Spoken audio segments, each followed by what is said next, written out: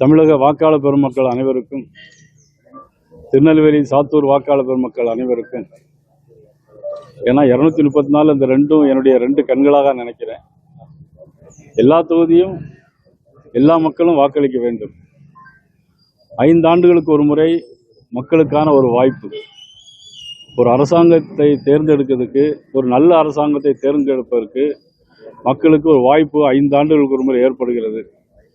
அந்த வாய்ப்பு இன்றைக்கு இந்த நாள் அமைந்திருக்கிறது. இந்த நாளை அனைத்து வாக்காளர் பெருமக்களும் நாட்டின் நலன் கருதி, நாட்டு மக்களுடைய நலன் கருதி, எதிர்கால சந்ததியர்கள் நலன் கருதி தமிழகத்தில் போதைப் பொருட்கள் இல்லாமல் இருக்க வேண்டும்.